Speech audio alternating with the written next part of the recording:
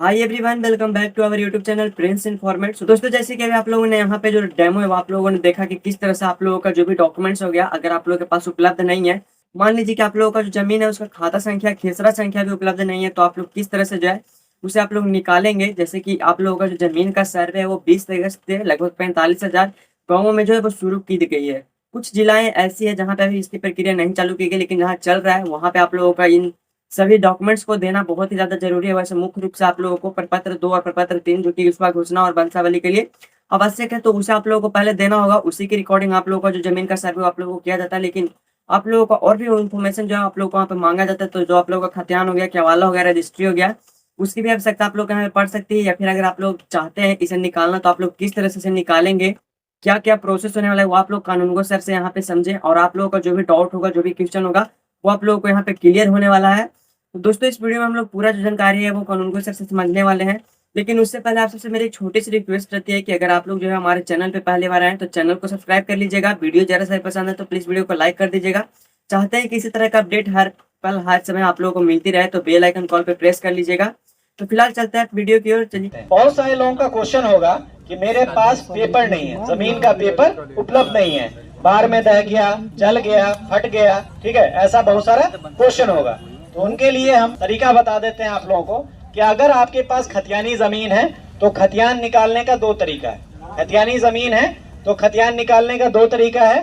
पहला तरीका, आपको अंचल में जिला में जाना पड़ेगा। जिला में एक अभिलेखागार होता है जिसको रिकॉर्ड रूम बोलते हैं। तो जिला अभिलेखागार आप लोग चले जाइए, वहाँ पे अप्लाई करना पड़ता है, चिरकुट कटाना पड़ता है। चिरकुट कटा के अप्लाई करके चले आइए। जिस खाता, जिस खेसरा का आपको नकल चाहिए, जिस खतियान का नकल चाहिए, वो आपको नकल निकाल के दे देगा। दूसरा ऑप्शन है कि एक ऑनलाइन खतियान निकलता है। ऑनलाइन खतियान में 2 तरह का खतियान निकलता है। एक जो टाइप किया हुआ रहता है, एक खतियान देखे होंगे आप लोग जो टाइप किया हुआ रहता है, उस खतियान का कोई वैल्यू नहीं है। क्योंकि जब वो खतियान आप लोग निकालिएगा तो निकालने के बाद देखिएगा उसमें 3 लाइन नीचे लिखा रहता है। 3 लाइन नीचे में लिखा रहता है कि इसकी टंकन में बहुत सारी अशुद्धियां हो सकती है। कहने का मतलब कि ये टाइप किया गया है, इसमें बहुत सारी कमी है, बहुत सारी गलती है, और इस खतियान का इस्तेमाल या उपयोग आप किसी साक्ष्य के रूप में सक्षम न्यायालय में नहीं कर सकते हैं। उस खतियान पे लिखा रहता है।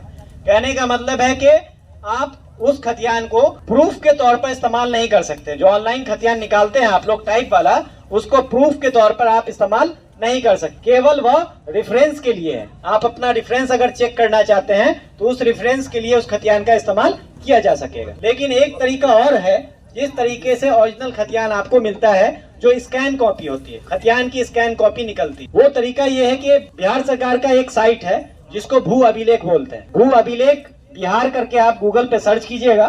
सर्च करने के बाद आपको रजिस्ट्रेशन करना पड़ेगा अपने मोबाइल नंबर से।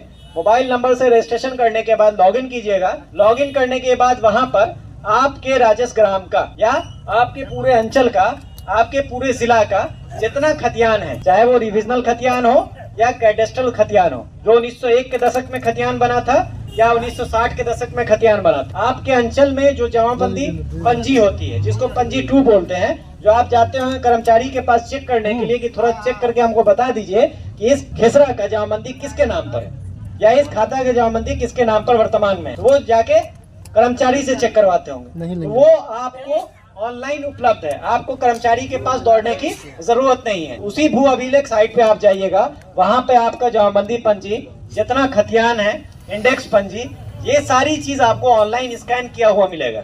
जो पंजी है, पंजी का ही स्कैन कॉपी आपको वहां पे अपलोड किया हुआ है। तो आप लोग वहां जाइए और वहां पे जाने के बाद आपके पास 2 ऑप्शन है। पहला ऑप्शन तो ये है कि सिर्फ आपको देखना है, चेक करना है, तब तो आप सिर्फ जाके चेक कर सकते हैं, कोई दिक्कत नहीं। लेकिन अगर उसको हासिल करना है, प्राप्त करना है, तो आपको उसके लिए पर पेज 20 रुपए का खर्च आएगा। जितना पेज आपको डाउनलोड करना है उतना पेज 20 रुपया पेमेंट करना पड़ेगा ऑनलाइन, जो सरकार को जाती है, और 20 रुपया पेमेंट करने के बाद वो आप डाउनलोड कर सकते हैं। वो कॉपी आपको मिल जाएगी जिसपे डिजिटल साइन रहता है। डिजिटल साइन का मतलब कि वो एक सत्यापित प्रति हो गई, सत्यापित कॉपी हो गई, वो प्रमाणित कॉपी हो गई। उस पर डिजिटल साइन किया हुआ रहेगा और वो खतियान आप कहीं भी लेके जाइएगा तो उसकी 100% मान्यता रहेगी।